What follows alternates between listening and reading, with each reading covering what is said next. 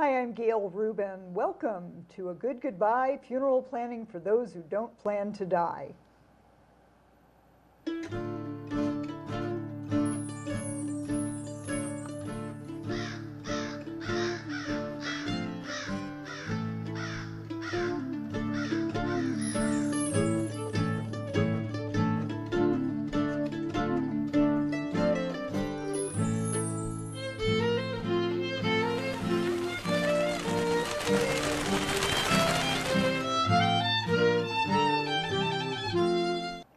Hi, I'm Gail Rubin, host and author of A Good Goodbye, Funeral Planning for Those Who Don't Plan to Die. Welcome to today's show, brought to you by the fine folks at French Funerals and Cremations. As the doyen of death, check out the pearls, I'm all about getting the funeral planning conversation started. A doyen is a woman who's considered senior in a group, who knows a lot about a particular subject, and that would be me when it comes to the party no one wants to plan, funerals or memorial services. By thinking about what you'd want in your funeral and having that conversation before there's a death or illness, you can reduce stress at a time of grief, minimize family conflict, save money, and create a meaningful, memorable, good goodbye. That's what this program is all about. Just as talking about sex won't make you pregnant, talking about funerals won't make you dead, and your family will benefit from the conversation. So let's get that conversation started. Our guests today are Chris Keller and Vaughn Hendren from French Funerals and Cremations. Thank you for joining me. Thank you. Hi, Gail. Nice to be here. So let's talk a little bit about the history of U.S. cemeteries. They've really gone through a lot of evolutions over, say, the past 200 years. What might you say is, say, in the past 10, 15 years? Cemeteries themselves have always served a very practical purpose. They're a place for final disposition of a body when a death occurs. You have to place the body somewhere. In the recent period of time, and probably that's a good time frame, 10, 15 years, they've become more and more a place of self-expression and celebration of a life lived, not just a place of disposition for a body that's dead. And I think you're seeing that trend more and more as people, particularly the generation that's now coming to fruition here, are wanting to personalize. They're wanting something unique. They're wanting to make a statement, even in death. Mm-hmm. And cemeteries are increasingly finding ways to help facilitate that for people. And of course, one of the biggest things is the changes in the industry as far as cremation. Mm-hmm. So that has changed cemetery immensely. We now have niche walls. We now have scattering gardens that we never did have in the past. Mm-hmm. Because of the change of cremation rate. Well, I know I'm on the cemetery committee for my synagogue, and we actually put in a row of cremated remains plots, mm-hmm. because even among Jews, it's becoming more common to incorporate cremation. Absolutely. When people go shopping for a burial plot, what kind of issues are they concerned about? Probably one of the biggest concerns, and they don't realize this till they get out to the cemetery, is the feel. Mm. Once we have one of our counselors take them out, and they've decided that they want ground burial or a niche, we take them out into the gardens, mm-hmm. and just walk them around, showing them the different points of interest, some of the different areas where there's ponds and where there's different walls, trees, etc. And inevitably, the families will come to a place and say, this just feels right. Mm-hmm. So something that you don't think about till you get out there. And that it's tough to quantify or describe, but that you see play out again and again. There's practical considerations. Sometimes they want to be near where great-granddad's buried. Mm-hmm. And so if we mm-hmm. can get them closer to the family members, that might be a consideration. But even within that, to Vaughn's point, mm-hmm. they'll reach a spot and they want to be under that tree, mm-hmm. or next to that water feature, or with that view of the mountain, and it just feels right, and the one 5 feet to the left doesn't. And you can't describe it. One of the things I find is they want to see who am I going to be spending eternity next to? Yeah, they want to know who their neighbors are. Yeah. Absolutely. Yeah. Now, cemetery costs are separate usually from funeral costs. Are people generally aware of that, or is that a surprise when people are coming in and making arrangements, especially at need? I think that It's probably 50-50. I think those who have prearranged their funerals tend to be more aware of the additional costs coming down the road. A lot of times when a death occurs and it hasn't been planned for, it's a surprise. Even when the person has maybe been ill and the family has had some time nominally to think about the upcoming need, they don't really oftentimes until it actually happens. And then in the midst of their own grief, they're trying to make 18,000 decisions. They go to the mortuary in most cases and they work through all those decisions. And oftentimes it's not until the very end of that conversation where they realize, wait a minute, we're only halfway there. There's another half to the death care arrangement process that now has to be addressed. We've taken care of the funeral, but now what do we do for a final disposition or final resting place? And so I do think, unfortunately, a lot of people are surprised. When mom or dad took care of the arrangements years and years ago and the kids were told by mom and dad it's all taken care of, a lot of times it isn't. And so the family comes into the conversation expecting one thing and then are brought up short by the fact that maybe it wasn't taken care of. Mm-hmm.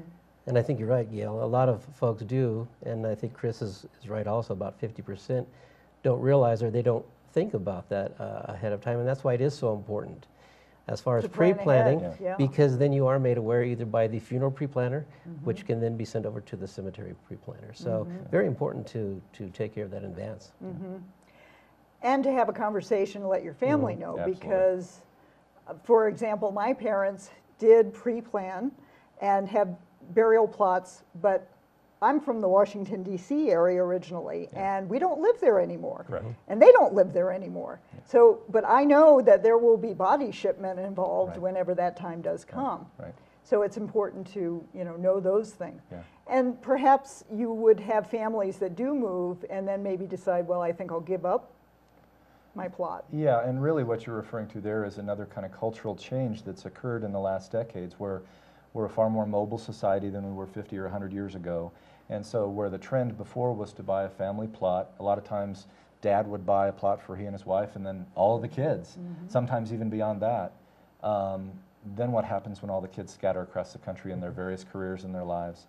And they don't want to go back to Ohio to be buried because they live in Albuquerque now. And so you do have more and more people who have that property, that legacy property that the family's owned, that now are trying to sell it on the open market or sell it back to the cemeteries because they're not going to be there anymore. So that does inhibit sometimes people from pre-planning the cemetery piece because they don't know where they'll be hopefully 10 or 15 or 20 years from now. Anything to add on that? No, just the fact that, even with cremation, it does make, since people are mobile, makes it easier to do that. Although it always is very nice to have a final resting place and a place to visit. So that's never going to change, even if you do have to sell that property and purchase property in a different cemetery. And I know that religiously that's important for Catholics Correct. and Jews Very. to have that, a place to visit some final remains. Over the course of the year, when do you usually see the most visitors coming to a cemetery? Well, by far, probably the biggest day is between Memorial Day and Christmas Eve. Both of those we have, first of all, we have a very nice program out at Sunset Memorial Park where people come all day for the most part. And so we honor the loved ones, we honor all of the veterans, we place a flag at every veteran's grave on that day. And then Christmas Eve, it's interesting, my wife and I went out Christmas Eve when I first started working there, and it's so neat to see so many people out there, and they bring pizza and they have a time, and it's like And this is the- luminarias. luminarias, and it's we and have to Christmas have trees. Oh, it's yeah, packed. we have to have It security is. just to take care of the Just traffic flow. traffic control. Wow. But the first thing that hit me was, wow, these people could be doing something else. And they take the time out of this busy holiday season to come and commemorate and honor them. remember. And be with their loved ones. You know, another time, there are distinct periods of time or days where the visitation at a cemetery goes up. We joke about it, you know, you'll come through a long winter and everything's still rather brown, and you'll get right before Mother's Day and the park blooms. And it's because at Mother's Day, everyone shows up and places flowers, beautiful flowers on their mom's grave. And so really, you know, to Vaughn's point, from Mother's Day through Memorial Day is a high volume time. lots of visits to the park, and then around Christmas time. Well, we're going to take a short break, and we'll continue our conversation when we come back with Chris and Vaughn and dig a little bit deeper into the topic of cemeteries. Hi, I'm Gail Rubin, host and author of A Good Goodbye, Funeral Planning for Those Who Don't Plan to Die, and creator of The Newly Dead Game. The Newly Dead Game is like the classic TV show The Newlywed Game, but the questions test how well you know someone else's last wishes. It's a fun way to get the funeral planning conversation started. For more information about the Newly Dead Game, visit agoodgoodbye.com. Welcome back. We're speaking with Chris Keller and Vaughn Hendren from French Funerals and Cremation, and let's continue the conversation about cemetery issues. So there are multiple parts to a cemetery plot and when a burial takes place. Could you talk a little bit about that? Go ahead, Chris. Go ahead, Chris. There are. The property itself, the plot, quote unquote, is the thing that most people think about as the cost of a cemetery funeral arrangement, and that's certainly part of it. You have to have a place. But beyond that, different cemeteries have different regulations as to whether or not an outer burial enclosure or vault is necessary. Many cemeteries, Sunset included, I would say most of the very well-maintained ones will require some kind of an outer enclosure that has to be purchased, and that the casket or the urn actually sit within. And so it encompasses and protects the casket. And really the reason that is necessary is for a not only an appearance standpoint, but a safety in the park. The vault protects the casket or the urn from the earth load and from the load of people and equipment on top of it. And that's fairly critical when you're talking about tons and tons of earth and or equipment. And so it also allows the cemetery immediately after a burial to maintain that beautiful green, lush, smooth look and appearance without piles of dirt everywhere, which can be very disturbing to people. So most cemeteries are going to require something. Those that do, that cost has to be borne.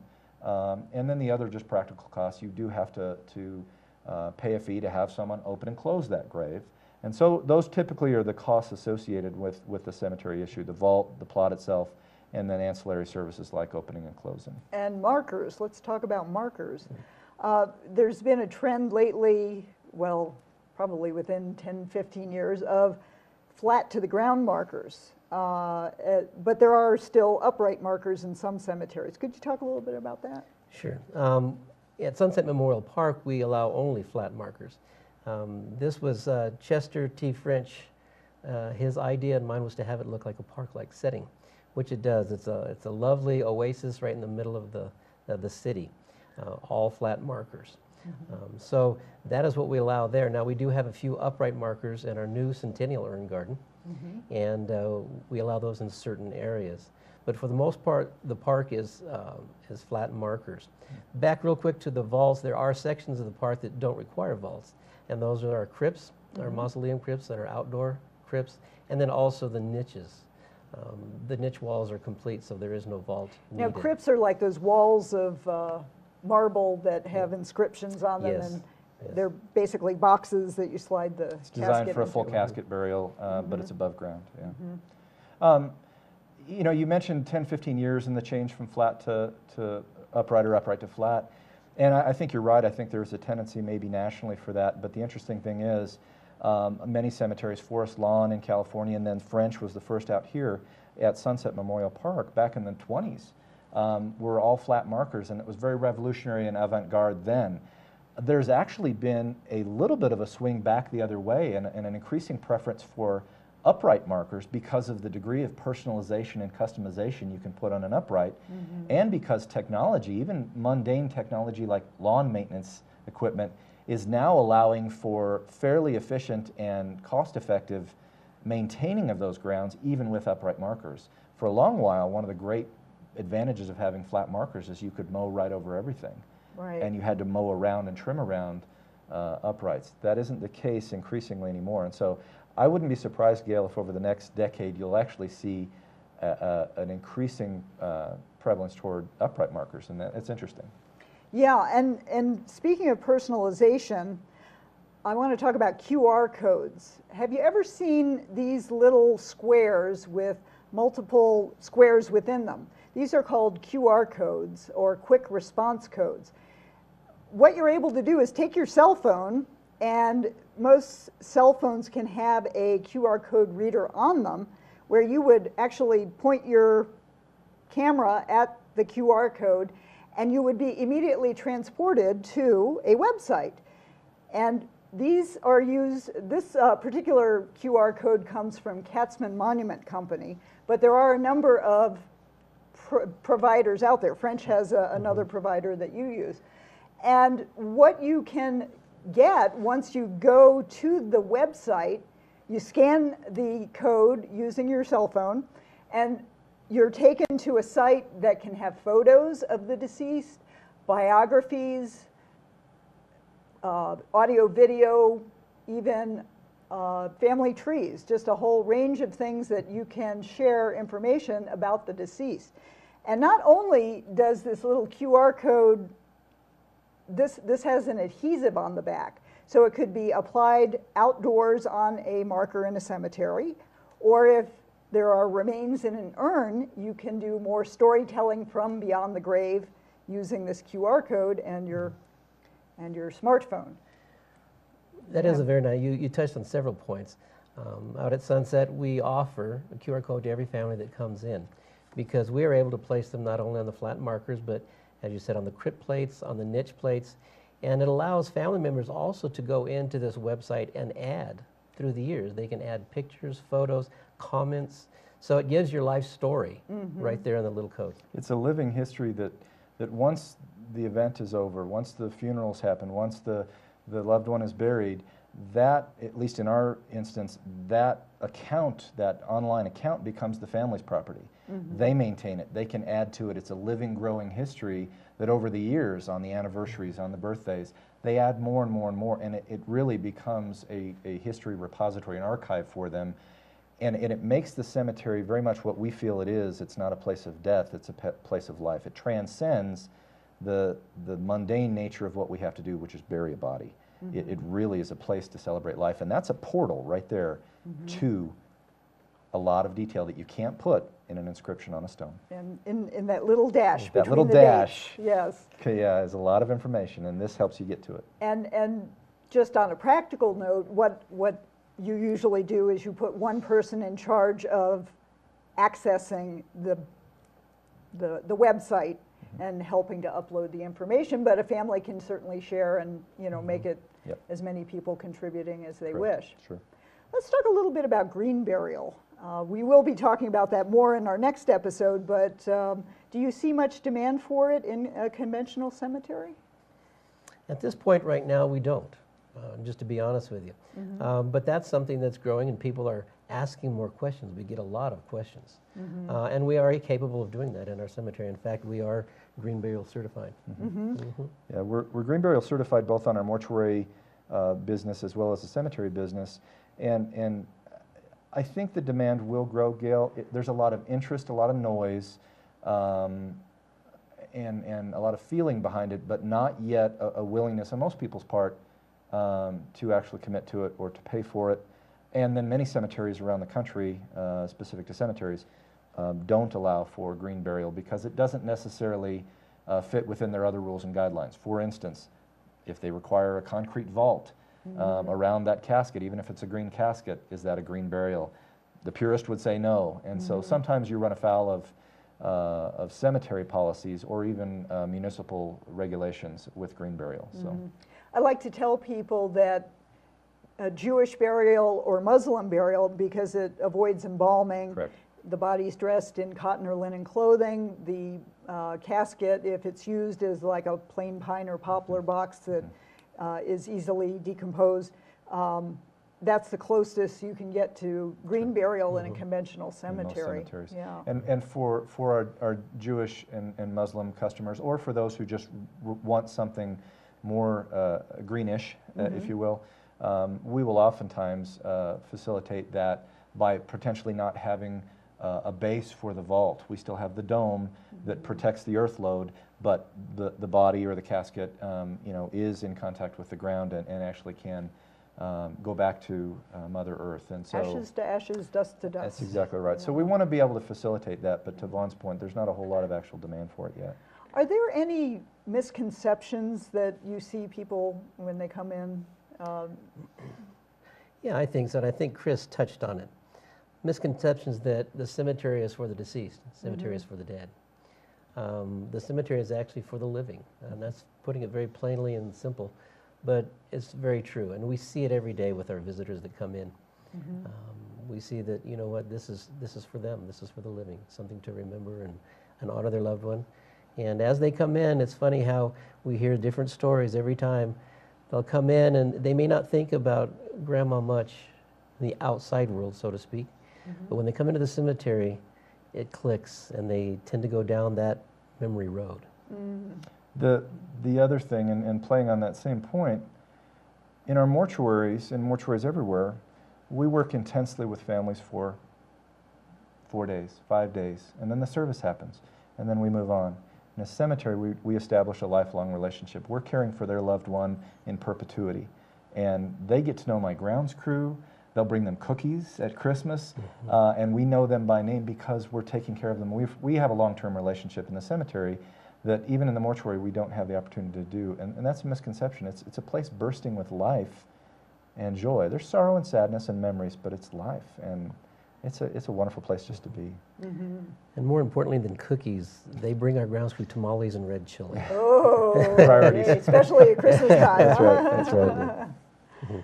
Well, I want to thank you for coming in and sharing. Any last thoughts on what people need to know before they go? Well, I'd like to say it's been a pleasure to Yes. be here. Thank you, and it's neat to have you out there getting people talking more Yeah. about planning and about funerals and about a goodbye in general. Just the need for it is huge, and your awareness raising and our opportunity to share some of that is big. So thank you very much, Gail. Well, I appreciate you coming in, and you know, think about what you might want. Would you want to be buried in a cemetery? Would you want a flat marker or a raised marker? You know, all this plays into the cost of what you would be looking at for your goodbye. And get out there and shop around. I have to tell you, I helped, when I was writing a goodbye, my husband and I went plot shopping, and we invited his parents to go along because they hadn't made their arrangements yet. And it was very interesting because it's sort of leading by example.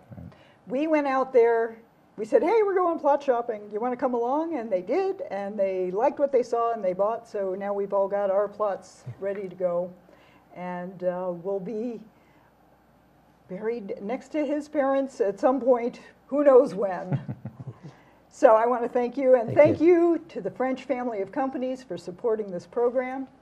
Join us next week as we discuss green burial and eco-friendly funerals. You can find out more about today's topic as well as a number of valuable resources at my website, agoodgoodbye.com. Remember, talking about sex won't make you pregnant, and talking about funerals won't make you dead. Start a conversation today.